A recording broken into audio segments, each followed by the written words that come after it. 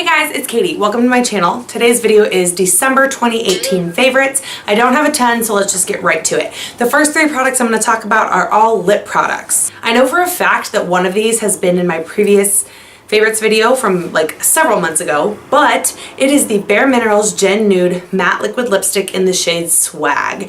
I love this formula of liquid lipstick to begin with. It's very moussey and lightweight. It doesn't even dry down like entirely, so it feels very comfortable on the lips. Because of that, it might not last as long as some of the drier formulas out there, but I will take that like more comfortable feeling over it lasting for longer and having it be really dry. Also, it pretty much does last just as long, so why not have it be more comfortable? I don't know, I just really love it. And this whole line, they have a bunch of different nude shades, different nude variations.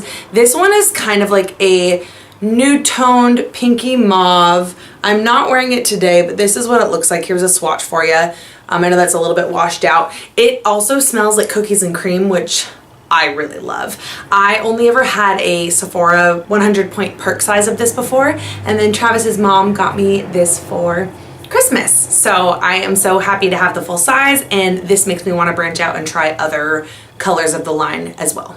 Now, I did actually have two of these. If anybody watched my What I Got for Christmas, Travis's mom got me two. I'm not going to go into too much detail about this here, but something very unfortunate happened in our house where somebody that we know broke into our house and stole a lot of my beauty products and makeup.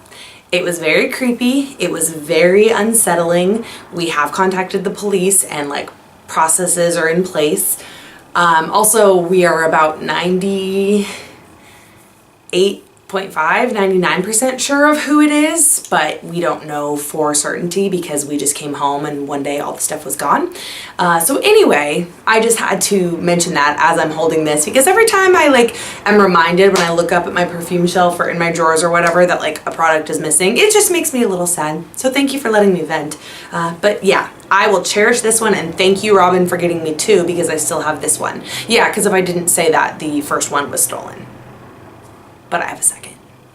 The next lip product I'm going to talk about is actually what's on my lips now. This is a Clinique lipstick. It is the Clinique Pop Lip Color Primer and Rouge Intense Base. I guess it's like a combo deal product, and this is in the shade Plum Pop.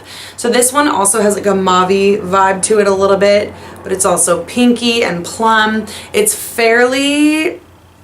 well, it's very pigmented and it's a little bit satiny. I didn't put a ton on right now. I wanted more of just like a kind of bitten plum look, not like a full opaque look with the lipstick. This was from a collaboration that Clinique did with Jonathan Adler. That's why it has special packaging, but I'm pretty sure they still sell this lipstick just in their normal packaging. It's a great formula. I don't love the smell. It's not a bad smell. I just prefer my lip products to have a good smell, and this doesn't, so it's not really a bad thing about it. It's a pretty color, nice and pigmented.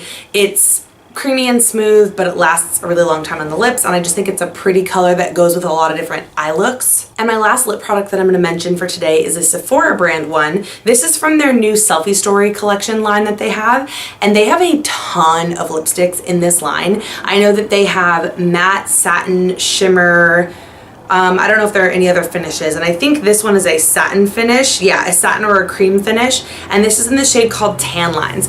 Now, one thing that I love about this collection is that each and every color has its own unique packaging, and it's so cool. It's like a picture of something that fits with the name. It's kind of cheapy a little bit, like this is like a cardboard material, but also this lipstick is only $8, so I'm not going to complain about it. This one is a really pretty just nude.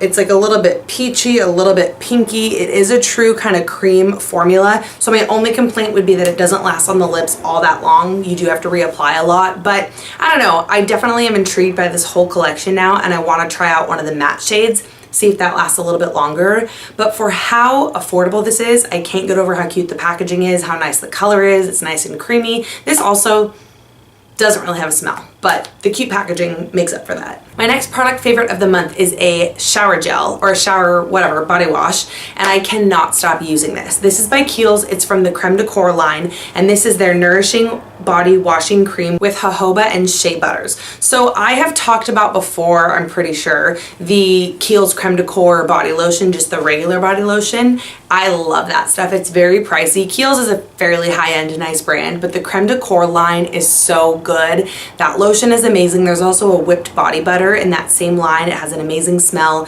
So this was something I picked up. It does not smell like anything, which is a slight downfall because I'm obsessed with scent, if you didn't know that about me. Like, I pretty much want everything in my life to smell good. So body wash not having a smell is definitely like a missed opportunity, but it's so good that it makes up for it anyway. This is a really like creamy formula. It almost comes out just like a really thick, frothy white almost. But the thing I love the most is that a little bit goes such a long way. Like, you put just the slightest amount onto your loofah or whatever, and it really, really lathers up and suds, I don't know what the grammar on that is, but it will just like, it'll wash your whole body, just like the slightest amount. And that's one thing that is such a pet peeve of mine with shower gels. I can't stand when you have to squeeze out like a quarter of your bottle just to get it to like suds up and like wash your body. This, it's not that way at all. A little bit goes a long way. It feels so moisturizing, and like it almost reminds me of taking a bubble bath because it just forms these big like fluffy bubble soap things on your loofah and you just go to town. I don't know, this just got weird, me describing this, but I really, really enjoy it. I would highly encourage you to check this out. If you're in the market for a new body wash, especially if you have dry skin, like this stuff is good. The next favorite of mine is a candle. This is something that I have had for a long time and I have loved for a long time. It's by Trish McEvoy. It is their Wild Blueberry Vanilla Candle. It's kind of like a famous product of theirs. So I have like known about this candle forever, like ever since my luxury candle and fragrance obsession started, probably like when I was about 16, so well over 10 years ago. I don't know if I've known about this one specifically for that long, but in general, I've been introduced to like this world of high quality, good designer candles and perfumes, and this is definitely one that I learned about along that time. So this I got at Nordstrom. I think other department stores also sell Trish McEvoy, and I can't even explain it to you. The name does say it right there, Wild Blueberry Vanilla. It is very sweet.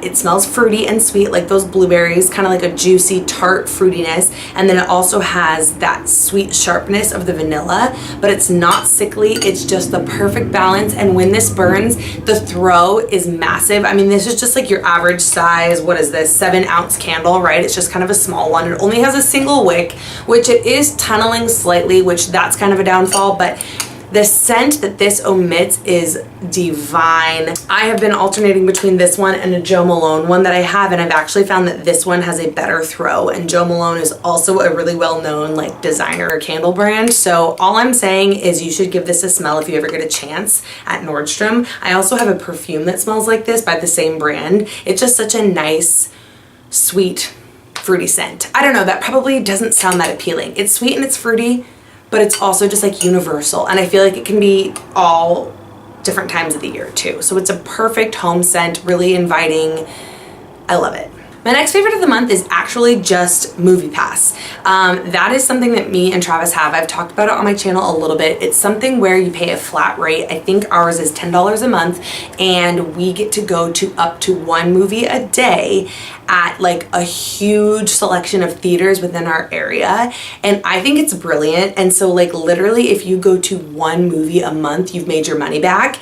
It's one of those things that's like too good to be true, but I mean, I'm just riding its coattails as long as it exists because I love it. I really actually love going to the movies, but it's the type of thing where I feel like people don't often remember to go because A, it's expensive, B, I don't know, people don't like to leave their houses these days, let's be honest, and we have Netflix and Hulu and HBO and all these different sources of entertainment available out there for us that I think most people don't think to actually go out to the movies. But ever since we've gotten MoviePass, we go nonstop. We go practically once a week, and it's literally just like, hey, want to go to a movie tonight? Like, it's as easy as saying, do you want to watch Harry Potter on HBO? Do you want to watch Friends on Netflix? Do you want to watch The Bachelor on Hulu? Or do you want to go see The Post at the theater? Like, it's just in our realm of opportunities or possibilities because we have that movie pass. So definitely check it out. I will link whatever info I can find about it down below. I don't really know about it because Travis bought them for us or signed us up, but I'll link what I can. So snowballing off of that, we have seen like 4 or 5 movies, I think, literally in the month of January. But let me talk about probably what my favorites were, which is tough. I'm going to start with my first favorite, which is slightly cheating because I did actually see it on December 31st on New Year's Eve. But it counts, okay? It counts. And that would be I, Tonya. So that is the movie about Tonya Harding's life, and it was starring Margot Robbie and then some other great actors as well. And I'm just obsessed. If you haven't seen it, definitely go see it. I am the type of person who is very fascinated by the Olympics, and I love figure skating. And I was really too young to really remember the whole Tonya Harding thing happening when it happened, but I do remember hearing about it. And so it was really cool to see the story like put on the big screen and just hear a little bit more background info about it. And the acting is incredible. I have since watched like 3 or 4 Tonya Harding interviews. I'm just obsessed. I want to go see it again. I think it was just such a good film. It's like funny, but not, it's kind of, it's really, really good. Just go see it. I, Tonya, I can't recommend it enough. Another film that I really loved this month was The Disaster Artist. That one was with James Franco and also his brother Dave Franco, I think. That one's a weird one. I had no prior knowledge, but Travis was the one who wanted to see it, but I'm really glad that I saw it. Long story short, it's about, there's a film, a real film called The Room, and it is notoriously known as the worst produced film, like the worst made movie of all time. And this movie, The Disaster Artist, is like the story behind The Room and how they made it, and the director, main actor, and all that who's in The Room, who is a really, really like eccentric guy. And James Franco plays him, and the acting is phenomenal, and it was just like really entertaining. And at the end of the film, they actually show clips of the actual movie The Room next to clips of The Disaster Artist, and it's so funny and crazy just to see how they like acted out the scenes from the movie. I don't know, that's kind of a weird description, but it was really good. I definitely recommend it. I'm gonna give my, oh, you know what? Okay, 2 more. I loved all the movies I saw, really. We also saw 3 Billboards Outside Ebbing, Missouri. That was really good, for sure it was, but the 2 that I was gonna say as favorites are Jumanji. I was super judgy of that movie when it first like came out, the trailer, because, well, not the trailer, just the movie poster, because I was like, hey, I grew up on Jumanji. I don't want a remake. You can't redo Robin Williams. Like, I don't want to see them do that all over again. But they didn't. They completely took a different route. They made a completely different storyline. They paid like a small homage to Robin Williams, which was really, really cool.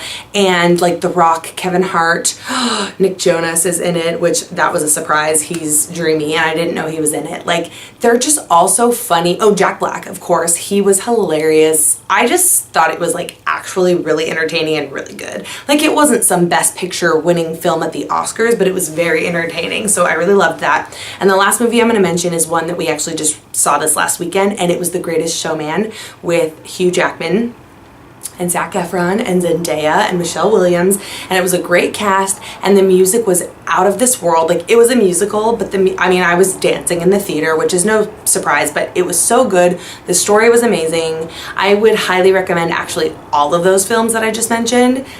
But I, Tonya was probably my favorite just because it piqued my curiosity and interest the most. So there's some food for thought. I do also have a book favorite of the month, which I will give you like a little teaser of right now, but I'm actually about to go film a book review on this, so I will talk more about it there. But it's The Husband's Secret by Leanne Moriarty, and that would be my book favorite of the month.